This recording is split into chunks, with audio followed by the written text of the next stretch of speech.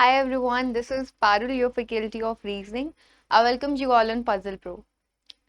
तो अभी आज के सेशन में हम लोग क्या करने वाले हैं, आपके लास्ट ईयर का आरआरबी पीओ मेंस का पेपर हमने डिस्कस किया था कल के लाइव सेशन में। कुछ क्वेश्चंस आपके बच गए थे, जो क्वेश्चंस बच गए थे हम उनको करेंगे। और जो क्वेश्चन हम आज की डेट में सॉल्व करने वाले हैं ना, वो इतना ज्यादा इंपॉर्टेंट क्वेश्चन है, बहुत ही ज्यादा इंपॉर्टेंट क्वेश्चन है।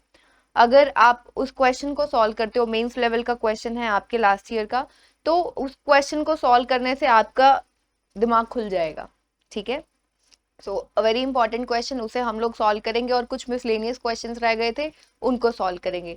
तो जिस भी स्टूडेंट ने आज से पहले वाला आपके आरआरबी पीयू मेंस का पेपर नहीं देखा है, जरूर देखे। दो पार्ट्स में डिवाइडेड है अभी तक, क्योंकि एक कल का सेशन था उसमें हमने काफी सारे क्वेश्चन सॉल्व किए थे, और एक सेशन था एज बेस्ड पजल का अलग से, वो भी आपके लास्ट ईयर का क्वेश्चन है, वो भी एक अलग है। तो वो दोनों वीडियोस जरूर देखें, और ये आपका थर्ड पार्ट है। ठीक है, तो इन तीन पार्ट्स में आपका पूरा का पूरा आरआरबी पीओ मेंस का जो पेपर है वो कंप्लीट हो जाएगा। तो अभी स्टार्ट करते हैं हम आज के सेशन को। आपका सबसे पहला क्वेश्चन ये रहा ऑन योर स्क्रीन। ठीक है, ये क्वेश्चन है आप सभी के सामने, बहुत ही इंपॉर्टेंट क्वेश्चन है। मैं चाहती हूँ कि एक बार जब ये वीडियो आप लोग स्टार्ट करें उससे पहले स्क्रीनशॉट ले, ठीक है, और खुद से इस क्वेश्चन को बनाएं और देखें कि कितने टाइम में आपने उस क्वेश्चन को बनाया है। तो ये दोनों चीजें आपको कमेंट सेक्शन में शेयर करनी है। हर एक स्टूडेंट, जो भी स्टूडेंट इस क्वेश्चन को बनाएगा, ठीक है, बन जाएगा, बन जाएगा, ऐसा कुछ नहीं है कि बनेगा नहीं, थोड़ा सा टाइम लग सकता है। आप सभी को अपना टाइम शेयर करना है कि कितने टाइमर लगा के इस क्वेश्चन को आप सभी को सॉल्व करना है। सभी को कमेंट सेक्शन में ये शेयर करना है कि कितने टाइम में आपने इस क्वेश्चन को सॉल्व किया, और वहां से आप अपना कंपैरिजन देखिएगा कि कितने स्टूडेंट्स हैं वो उसको इतने टाइम में कर रहे हैं और आप कितने टाइम में कर पा रहे हैं। तो सभी स्टूडेंट्स ध्यान से सुनिए, स्क्रीनशॉट लीजिए, खुद से इस क्वेश्चन को सॉल्व कीजिए। अगर नहीं होता है, सॉल्यूशन देखिए। सॉल्यूशन देखना इज ऑल्सो वेरी इंपॉर्टेंट, क्योंकि आपको पता चलेगा कि एक्चुअली क्वेश्चन को स्टार्ट कहाँ से करना है। ठीक है, जब आपको पेपर में इस तरीके का क्वेश्चन दिया जाता है, तो जब आपके पास बहुत सारी कंडीशंस होती है या जिस भी तरीके का एक क्वेश्चन होगा, उसको स्टार्ट कहाँ से करना है, जहां से आप उसको मिनिमम पॉसिबिलिटीज के थ्रू सॉल्व कर सकते हो। और टाइम सभी को शेयर करना है कमेंट सेक्शन में कि कितने टाइम में आपने इस क्वेश्चन को बनाया है। चलिए, पहले स्क्रीनशॉट ले लीजिए, फिर उसके बाद में हम लोग इसको स्टार्ट करते हैं।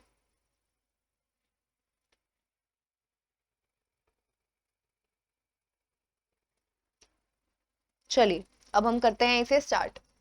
कहता है 8 persons PQRS VXYZ sitting in a straight row such that some of them are facing north and some of them are facing south direction, not necessarily in the same order। 8 लोग हैं, एक straight line सीधी line में बैठते हैं, कुछ south facing है, कुछ north facing है। They all have different amount of money, सबके पास अलग अलग अमाउंट ऑफ मनी है। 29, 49, 64 ये सब दिया गया है, not necessarily in the same order. ठीक है, कहता है y and x faces the opposite direction as z who has 43 rupees. उसने आपको क्या किया है, डेटा देना स्टार्ट कर दिया है। y और x दोनों की डायरेक्शन, y और x दोनों की direction with respect to z क्या है, ऑपोजिट है। यानी कि अगर z की होगी नॉर्थ, तो y और x की क्या हो जाएगी, साउथ। ये हम इसको इस तरीके से नोट कर रहे हैं, और z के पास 43 रुपीज है। ठीक है, वाई एक्स की direction with respect to Z opposite है, यानी कि जो भी जेड की डायरेक्शन होगी वाई और एक्स की, उससे ऑपोजिट डायरेक्शन होगी। कहता है R has more money than P who sits near to Q. R has more money than P, R के पास पी से ज्यादा मनी है। और क्या कहता है, पी जो है वो क्यू के साथ में बैठता है, P sits near to Q, यानी कि पी और क्यू दोनों इमीडिएट नेबर्स हैं। x has less money than p, x के पास p से कम मनी है, यानी कि p के पास x से ज्यादा है, तो r p x का पता चल गया, r के पास p से ज्यादा है, p के पास x से ज्यादा है। Immediate neighbour of x faces the same direction, x के इमीडिएट नेबर्स जो हैं वो सेम डायरेक्शन को फेस करते हैं। x के इमीडिएट नेबर्स सेम डायरेक्शन, देखो इस तरीके से मैं नोट कर रही हूँ, आपको ये नहीं समझना नॉर्थ नॉर्थ होंगे। अगर x के इमीडिएट नेबर एक नॉर्थ होगा तो दूसरा भी नॉर्थ होगा, एक साउथ होगा तो दूसरा भी। ये सिर्फ और सिर्फ नोट करने का तरीका है कि z की जो भी डायरेक्शन होगी y x की उससे ऑपोजिट होगी, x के इमीडिएट नेबर्स दोनों की सेम डायरेक्शन होगी। तो मैं इसको इस तरीके से नोट कर रही हूँ। जब जहां पर अगर कुछ एग्जैक्ट डायरेक्शन की बात करेगा तो वहां पर हम लोग स्टार मार्क कर देंगे। ठीक है, y does not sit near to v, y जो है वो v के साथ में नहीं आएगा, y v के साथ में नहीं आएगा, p और q दोनों साथ में आएंगे।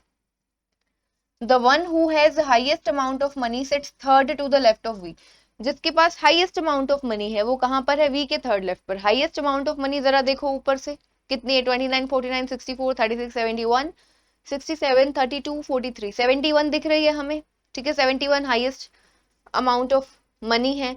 तो क्या बोलता है, v के थर्ड लेफ्ट पर बैठता है कौन, v के थर्ड लेफ्ट पर बैठता है जिसके पास हाईएस्ट अमाउंट ऑफ मनी है, यानी कि जिसके पास 71 रुपीज है। आगे कहते हैं neither V nor the one who has highest amount of money sits at the corner, ना तो वी और ना ही 71 रुपीज जिसके पास है वो दोनों कॉर्नर्स पर नहीं आएंगे, वी और 71 दोनों कॉर्नर्स पर नहीं आएंगे, इस चीज को दिमाग में याद रख लो, ठीक है। Immediate neighbour of the one who has highest money faces south direction, कहता है जिसके पास हाईएस्ट अमाउंट ऑफ मनी है यानी कि 71 वाला, 71 के जो इमीडिएट नेबर होंगे उनके वो कौन सी डायरेक्शन को फेस करते हैं, साउथ डायरेक्शन को। तो इसको हम इस तरीके से नोट करते हैं, 71 वाले का चाहे एक इमीडिएट नेबर हो चाहे दो हो, ठीक है, और 71 कॉर्नर पर आएगा भी नहीं तो उसके इमीडिएट नेबर्स ही होंगे, और वो कौन सी डायरेक्शन को फेस करते हैं, साउथ डायरेक्शन को, ठीक है। तो साउथ डायरेक्शन, साउथ डायरेक्शन अब हमने इस तरीके से नोट करिए कि 71 के इमीडिएट नेबर्स साउथ डायरेक्शन को फेस करते हैं। 3 persons sit between the one who has rupees 67 and the one who has least amount of money and one of them sits at the right corner of the row. 3 लोग बैठते हैं 67 और least amount of money, least amount of money कितना है यहाँ पर 29 है, ठीक है, 29 है लीस्ट अमाउंट ऑफ मनी। तो 67 और 29 के बीच में कितने लोग बैठते हैं, 67 जिसके पास है और 29 जिसके पास है, उनके बीच में टोटल 3 लोग बैठते हैं, और one of them seats eight, और इनमें से एक 67 और 29 में से राइट कॉर्नर पर एक पर्सन आएगा, यानी कि 67 और 29 में से कोई एक राइट कॉर्नर पर आएगा, उसने बोला है, ठीक है। तो इनमें से कोई भी राइट कॉर्नर पर आ सकता है, इसको हम लोग इस तरीके से नोट कर रहे थे, राइट कॉर्नर पर आएगा, ठीक है। आगे देखो, the one who has the least amount of money is not an immediate neighbor of the one who has highest amount of money. Least क्या है 29 है, हाईएस्ट है 71, तो 29 और 71 दोनों आपस में इमीडिएट नेबर्स नहीं है, ठीक है, 29 और 71 आपस में इमीडिएट नेबर्स नहीं है, ठीक है। कहता है v हैज 36 रुपीज, v के पास कितने हैं 36 रुपीज, v के पास है 36, v के थर्ड लेफ्ट पर है 71, v के पास है 36, ठीक है। q neither have the highest NOR lowest amount of money, q के पास ना तो हाईएस्ट अमाउंट ऑफ मनी है और ना ही q के पास ना तो हाईएस्ट ना ही लोएस्ट अमाउंट ऑफ मनी है, ठीक है। तो यानी कि q के पास ना तो 29 है ना ही 71 है, q के लिए 29 और 71 दोनों ही क्या है, कैंसल्ड है, ठीक है। Z sits third to the right of Q, Z कहां पर बैठता है, Q के, देखो क्वेश्चन बड़ा सारा है, क्वेश्चन बड़ा सारा है, क्या कहता है, Z sits third to the right of Q, Q के थर्ड राइट पर कौन है, Z है, ठीक है। y and x are immediate neighbours of z, z के इमीडिएट नेबर्स कौन है, y और x, z के इमीडिएट नेबर्स कौन है, y और x,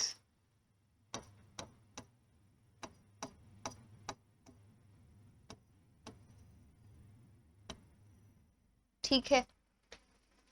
the number of persons sitting between y and v is same as the number of persons sitting between v and s who does not face south, S face नहीं करता south direction को, यानी कि S आपका north direction facing है, तो इसको हम लोग पहले बना लेते हैं, S जो है वो नॉर्थ डायरेक्शन को फेस करता है, ठीक है, S नॉर्थ डायरेक्शन को फेस करता है। और उसने बोला Y the number of person sitting between Y and V, Y V और V और S के बीच में टोटल नंबर ऑफ पर्सन, यानी कि Y और V और S के बीच में सेम है, तो इसका मतलब V आपका कहीं बीच में आएगा, y और s कहीं पर भी आ सकता है, ये हम सिंपली नोट कर रहे हैं कि y और v और s के बीच में जो नंबर ऑफ पर्सन है वो है सेम।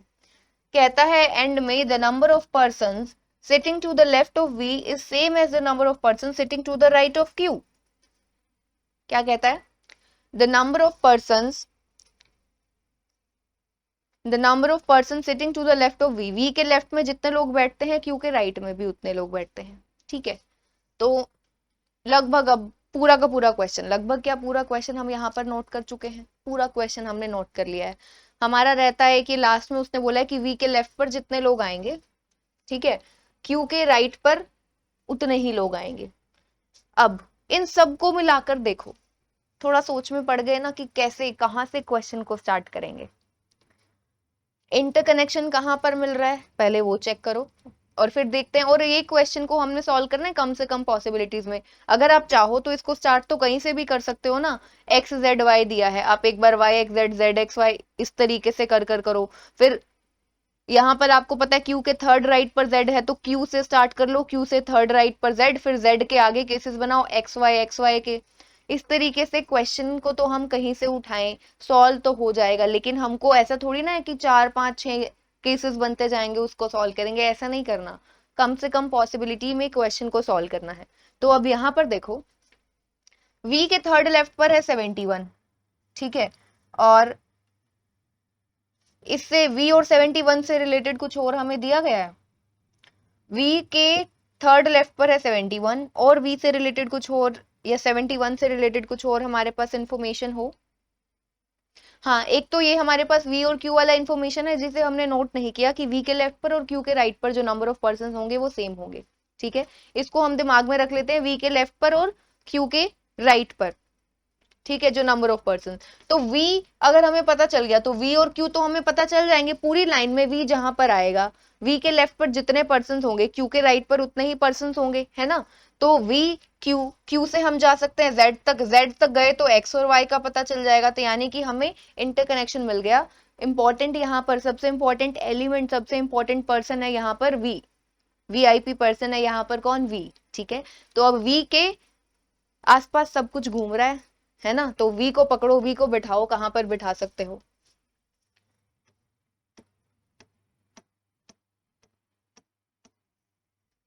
अब जरा देखो, v और 71 के लिए एक और चीज बोली गई थी यहाँ पर, जिसको मैंने बोला था दिमाग में याद रखेंगे कि v और 71 दोनों ही कॉर्नर्स पर नहीं आएंगे, दोनों ही कॉर्नर्स पर नहीं आएंगे। v और 71 दोनों कॉर्नर्स पर नहीं आएंगे। v आपका यहाँ नहीं आ सकता। देखो पॉसिबल केसेस बनेंगे, पर हमको क्या करना है, पॉसिबल केसेस को करते करते ही, ऐसा नहीं कि हम पहले बना ले, करते करते ही उसको एलिमिनेट भी करना है। तो अब और कोई तरीका है नहीं। देखो इस क्वेश्चन को हम कहीं और से स्टार्ट करें। उसने बोला 67 और 29 के बीच में 3 लोग हैं और एक इनमें से एक राइट कॉर्नर पर आएगा, तो वहां से आगे फर्दर 67 और 29 के बारे में कुछ बात नहीं किया गया है। यहाँ पर हमें एग्जैक्ट कुछ दिख रहा है 67 और 29, बट कुछ कर नहीं सकते ना हम इसका, आगे कुछ और दिया नहीं गया है। तो देखो v को हमने यहाँ पर रखा, v यहाँ पर आएगा तो q डेफिनेटली यहाँ पर आएगा। इस चीज को सभी समझते हैं क्योंकि v के लेफ्ट पर जितने लोग हैं q के राइट पर उतने ही लोग हैं। ठीक है, अब v के थर्ड लेफ्ट पर कौन है? 71 है, तो v की डायरेक्शन क्या हो जाएगी? ये होगी नॉर्थ। v के थर्ड लेफ्ट पर आपको बनाना है यहाँ पर 71 को। ठीक है, ये हमने बनाया।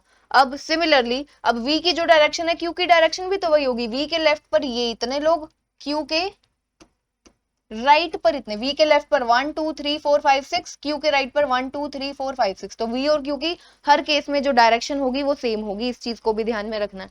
तो एक केस बना आपका यहाँ पर। अब एक केस में क्योंकि v कॉर्नर पर आ नहीं सकता तो एक बार हम v को यहाँ पर लेंगे। v यहाँ पर आएगा तो q आपका कहां पर आएगा? यहाँ पर आएगा।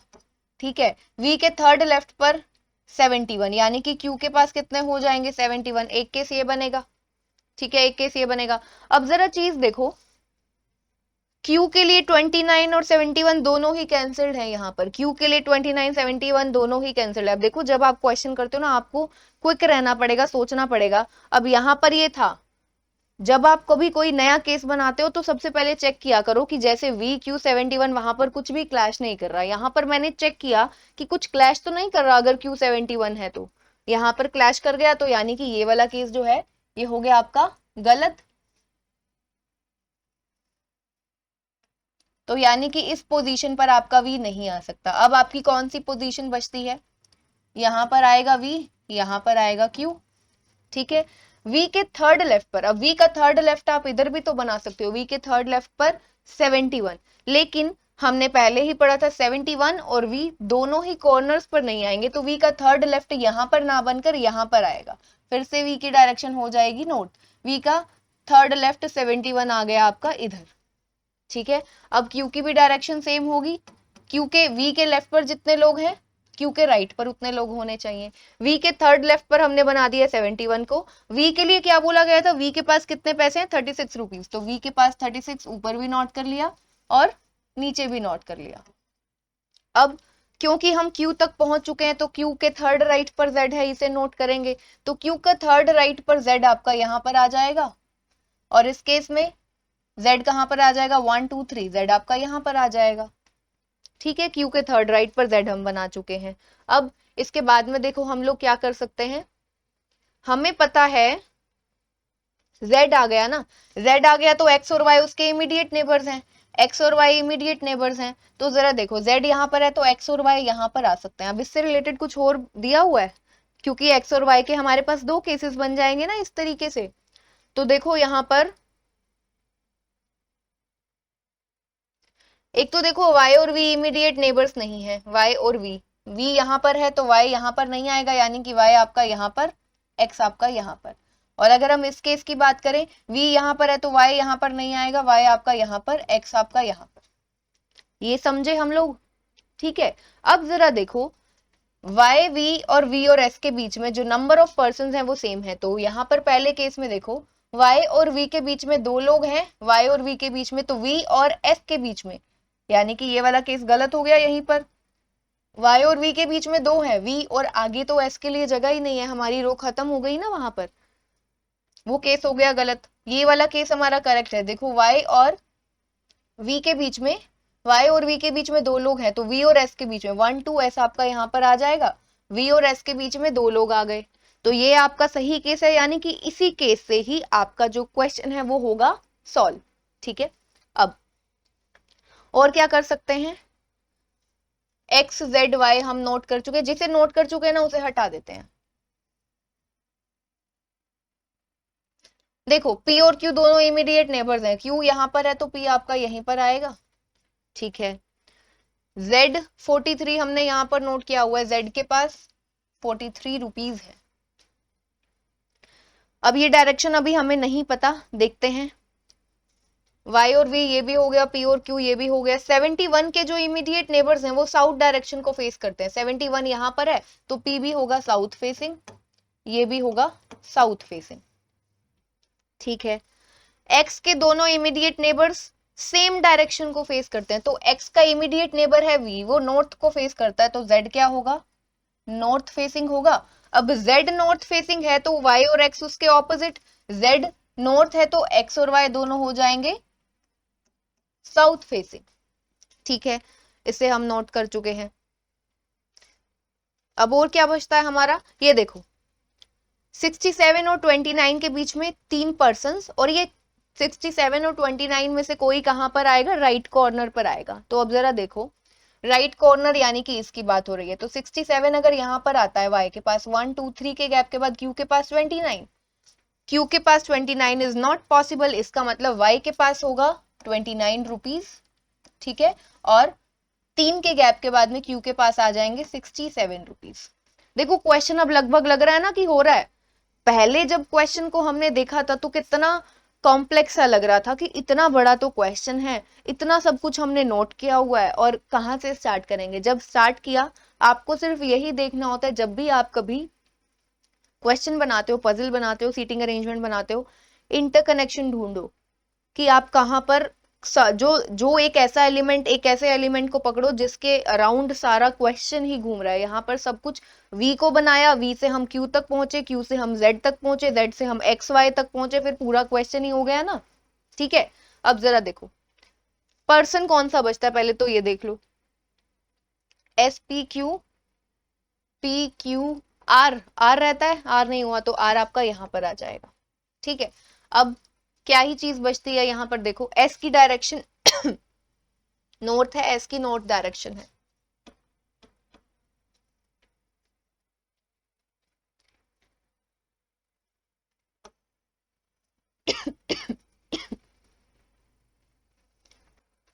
अब यहां पर देखो आर पी और एक्स बचते हैं हमारे यहाँ पर, आर पी और एक्स के हमारे हमें अमाउंट्स नहीं पता। ठीक है, तो देखो कौन कौन सा बचता है, 49 बचता है और 64 भी बचता है और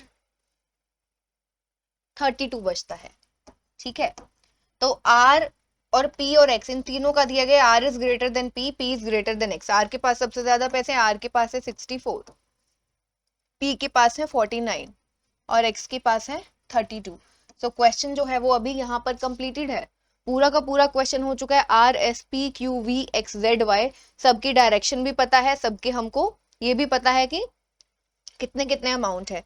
तो ये क्वेश्चन था आपका, पिछले साल पूछा गया। आई होप कि सभी को समझ में आया होगा एक क्वेश्चन। ठीक है, सभी को समझ में आया होगा। अब इससे related questions, what is the difference of the money person sitting at the corner, जो लोग कॉर्नर्स पर बैठते हैं उनके डिफरेंस ऑफ मनी पूछा है उसने। तो देखो 64 एंड 29, 64 और 29 को जब आप सब्ट्रैक्ट करोगे तो कितना बचेगा, 35 बचेगा। तो देखो यहाँ पर 35 रुपीज 35, ये आपका करेक्ट आंसर है। What is the position of Z with respect to P, इस क्वेश्चन का देखो, क्वेश्चंस का आप आंसर खुद कर सकते हो, आप देख सकते हो। ठीक है, हम लोग नेक्स्ट क्वेश्चन की तरफ चलते हैं। 7 पोल्स नेमली ये दिए गए हैं, installed in a society for electric wires. ठीक है, pole D is 5 metre to the east of pole A, बनाते हैं। जो पोल डी है वो 5 मीटर ईस्ट में है ए के ईस्ट में है पोल डी। पोल डी जो है वो 5 मीटर ईस्ट है। ठीक है, ये रहा आपका pole D is 5 metre to the east of pole A. Pole F is 8 metre to the west of pole B, F 8 metre west में है बी से, which is 15 metre south of pole D. B कहां पर है, D के south में। B कहां पर है, डी के साउथ में। कितना, 15 मीटर्स उसने बोला है, 15 मीटर्स। तो यहां से क्या हो गया, बी आपका यहां पर है और उसने पहले क्या बोला था, एफ कहां पर है, 8 मीटर वेस्ट, बी के वेस्ट में। तो यानी कि अगर हम देखेंगे इसके पैरेलल जाएंगे तो यहां तक आपका हो गया 5। ठीक है, और उसके बाद में लगा लो कि ये आपका है 3 मीटर्स। ये कौन सा पॉइंट हो गया आपका, एफ पॉइंट हो गया। ठीक है, पोल एफ जो है वो 8 मीटर वेस्ट में है बी से, इसको बना लिया। आगे कहते हैं pole E is 3 metre west of pole A के वेस्ट में है ई। अब ए के वेस्ट में बोला है, ए के वेस्ट में है कौन, ई, 3 मीटर्स। तो ये है आपका ए। ठीक है, ये है आपका ए के ईस्ट, ए के वेस्ट में। तो देखो कहां तक आएगा, एफ के पैरेलल यहां तक आ जाएगा ना, पोल ई 3 मीटर्स। ठीक है, 3 मीटर वेस्ट में ए के हमने बना दिया। Pole C is 15 metre to the east of G, G कहां पर है, 12 मीटर नॉर्थ ऑफ ए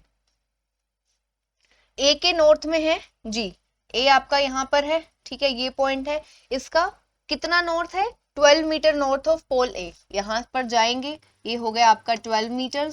कौन सा है ये, जी।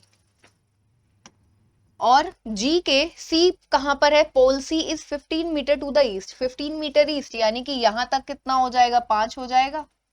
और इसके आगे आपने 10 और लेना है। तो ये हो गया, यहां पर कौन सा आ गया, पोल सी। पूरा हो गया क्वेश्चन, कुछ भी नहीं है। What is the shortest distance between pole A and C, ये है आपका ए पोल, ये है आपका सी पोल। ठीक है, ए और सी का शॉर्टेस्ट डिस्टेंस क्या हो जाएगा, 10 + 5 15 का स्क्वायर, 12 का स्क्वायर,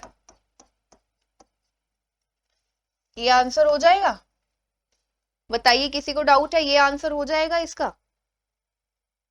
चलो नेक्स्ट क्वेश्चन देखो। What is the total distance between pole F and pole E? इस क्वेश्चन का आंसर आप सभी स्टूडेंट्स बताएंगे। पोल एफ और पोल ई के बीच में टोटल डिस्टेंस कितना है? Next, 8 persons are members of a family consisting of 3 generations, और उसमें 2 मैरिड कपल्स हैं, ठीक है। Both H and B are male and C is the only brother of E who is granddaughter of H। क्या कहता है? H और B के लिए बोलता है ये दोनों है मेल मेंबर्स, और क्या कहता है? C is the only brother of E। C कौन है? ओनली ब्रदर है E का। ई के लिए बोला है who is granddaughter. E granddaughter है एच की। ई कौन है? ग्रैंड डॉटर है एच की। एच की ग्रैंड डॉटर है। एच हमें पता है मेल मेंबर है। Neither A nor B is married to H. A और बी में से कोई भी एच से मैरिड नहीं है। H who has 2 children and one of them is unmarried. H के 2 चिल्ड्रन हैं। एच के 2 चिल्ड्रन है, कहता है एच के 2 चिल्ड्रन है, उनमें से एक अनमैरिड है, ठीक है, ये भी हमने देख लिया। कहता है G is the paternal aunt of F who is married to the mother of C. G कौन है? Paternal aunt of F, F की पैटर्नल आंट। जी जो है is the paternal aunt of F, इसका मतलब क्या है? और एफ के लिए बोला है who is married to the mother of C. C की मदर से मैरिड है कौन? एफ, यानी कि एफ फादर हुए ना सी के। एफ जो है वो कौन हुए? फादर हुए सी के। पहले तो ये समझ में आया। और जी जो है वो पैटर्नल आंट है, इसका मतलब क्या हुआ? जी पैटर्नल आंट है, इसका मतलब ये हुआ किसकी है? ऐसा दिया गया है।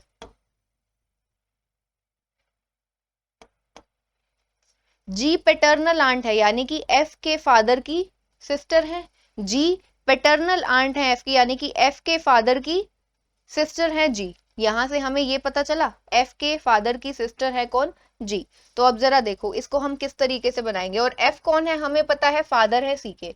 एफ कौन है? फादर है सी के। और एच के 2 चिल्ड्रन है, हमें ये भी पता है एक मैरिड है, एक मैरिड है, ठीक है। तो यानी कि ये कौन है? ये होंगे एच और एफ। एफ ने देखो कहां पर आना है? सी के फादर है ना एफ, एफ ने आना है यहां पर सेकेंड जनरेशन में, ठीक है, सेकेंड जनरेशन में आना है ना। तो यहां पर एफ ने आना है, तो यानी कि यही है एच की सिस्टर है जी, और एफ जो है फादर हो गए। कहां से? वहां से पता चला ना। देखो उसने बोला था एच के 2 चिल्ड्रन है, एक एफ है, ये पता चल गया। One of them is unmarried. F unmarried नहीं है, एफ मैरिड है। G is paternal aunt of, G जो है वो पैटर्नल आंट है एफ की। एफ के लिए बोला गया who is married to the mother of C. F जो है वो मैरिड है to the mother of C, C की मदर के साथ, ठीक है। ये हमने किया। अब हमें पता है एच के 2 चिल्ड्रन है, एक एफ है, तो एक और होगा तो सही कोई ना कोई, है ना। तो अब हमको देखना है कि कौन होगा। अब जरा देखो, और एच मैरिड है ये भी, क्योंकि 2 मैरिड कपल्स है ना, इन टोटल 2 मैरिड कपल्स हैं। और उसने स्पेशली मेंशन किया था कि एच जो है वो ना तो ए से मैरिड है ना ही बी से मैरिड है, ठीक है, ना तो ए से मैरिड है और ना ही बी से मैरिड है। और एच के जो 2 चिल्ड्रन हैं, एक मैरिड है एक अनमैरिड है। तो मैरिड वाला एफ है, क्योंकि एफ की वाइफ की बात की गई थी, तो एक होगा एफ के साथ में। तो अब जरा देखो,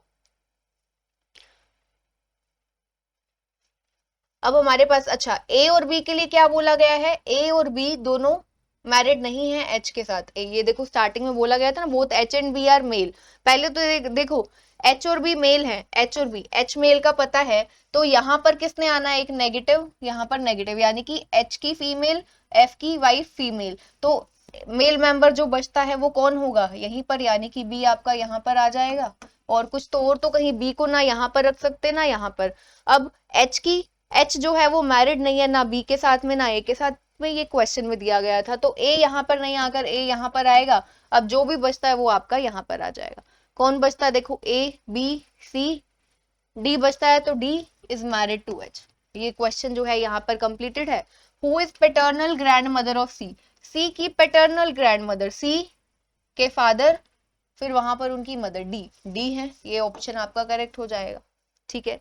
तो ये क्वेश्चंस थे, लास्ट ईयर के क्वेश्चंस थे, जो मेंस के क्वेश्चंस थे, पूरा का पूरा पेपर अभी 3 पार्ट्स में डिवाइड होकर आपके सामने आ चुका है। तो आप जरूर सभी देखिए वीडियोस को, सॉल्व कीजिए क्वेश्चंस को, और आई होप कि सभी को समझ में भी आए होंगे। ठीक है, तो मिलते हैं फिर नेक्स्ट सेशन में। Take care everyone.